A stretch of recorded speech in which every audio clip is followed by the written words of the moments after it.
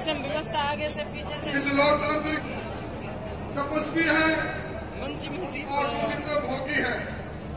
योगी और भोगी के इस संघर्ष में हमारी संस्था आपकी अगुवाई करने के लिए जो शख्सियत आई है, बाबा बालकनाथ जी से हमने पूछा कि बाबा जी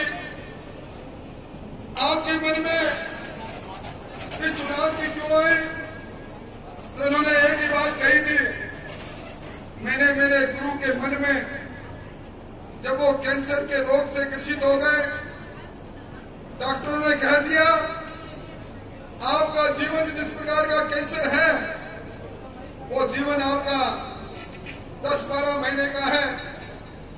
हालांकि वो उन्होंने कैंसर को हराने की कोशिश की, तो बालकनाथ जी कहते थे उनके मन में एक ही तड़फन थी, जिस जनता जनार्दन ने मुझे अलवर जैसे संसदीय क्षेत्र में सेवा करने का मौका दिया,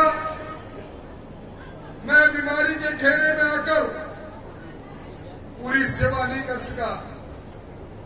उनके अधूरे कामों को पूरे करने की तमन्ना के साथ बाबा बालकनाथ जी ने हम सबके आग्रह को स्वीकार करके इस चुनावी दंगल में उतरना मंजूर किया। योगियों का कोई विरासत नहीं होती।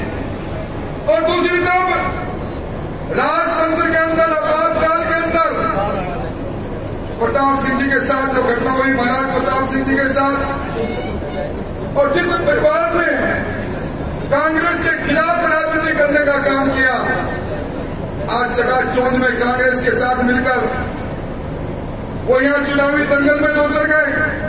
और मैं समझता हूं इस बार भी पिछली बार से सवाए इतिहास सवाए हिसाब आपको चुकाने का काम करना है।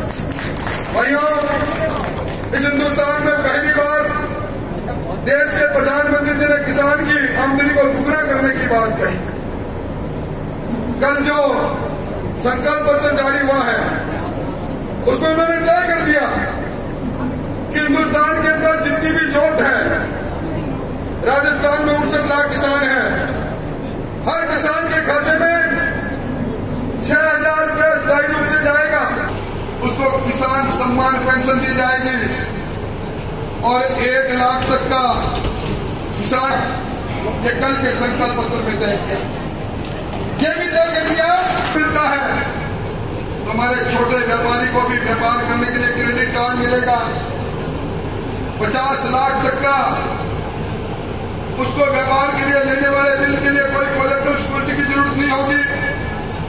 जीएसटी के अंदर जिस व्यापारी को इंतराज कर दिया उसको 10 लाख रुपए तक का बीमा उसकी सुरक्षा के लिए सरकार की तरफ से होगा।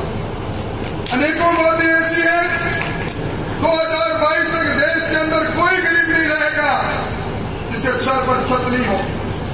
यह संकल्प हमारे देश के प्रधानमंत्री जी ने संकल्प पत्र में लिखा है।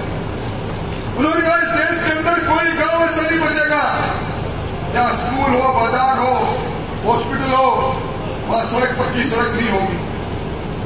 यहां पूरे हिंदुस्तान के सारे काम किया है और हमारे अनुसूचित जाति जनजाति के भाइयों का सम्मान, उनके आरक्षण का अधिकार, उनकी सुरक्षा की बेहतरी के लिए भी कई प्रकार की बातें कही गई है। इसलिए भाइयों, ये चुनाव 2 विचारधारा के बीच का चुनाव है। ये चुनाव इस देश के सम्मान का चुनाव है। यह चुनाव इस देश की तरफ ले जाने वाली शख्सियत नरेंद्र मोदी के हाथ को मजबूत करने का चुनाव है।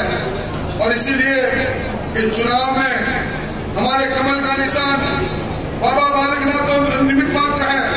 कमल के निशान के साथ हमारे सामने जो चेहरा है वो मोदी जी का चेहरा है। और मैं कई जिलों में जाकर आया हूं, मैं जिम्मेवारी से कह सकता हूं यह जो मिशन 25 है निश्चित तौर पर पूरा होगा और 25 के 25 सीटें भारतीय जनता पार्टी जीतेगी। किसी को यह भ्रम नहीं रहना चाहिए। विधानसभा के चुनाव में सिर्फ 0.5% का अंतर बचा था, वरना शासन वसुंधरा जी का होता जिन्होंने आपका कर्जा माफ करने की बात कही। और राजस्थान की हुकूमत ने, आप याद करो राजीव गांधी जी ने तेजाब फिल्म में जो गाना है 1 2 3 4 गिन कर तेरा इंतजार, किसान इंतजार करता रह गया। 10 दिन में कर्जा माफ करने की बात कही कर्जा माफ करने के 99,995 करोड़ का कर्जा माफ करना चाहिए था उनको। उन्होंने कैंप लगाकर 6,000 करोड़ के कागज दिए, एक भी किसान के खाते में फुट्टी कौड़ी नहीं है।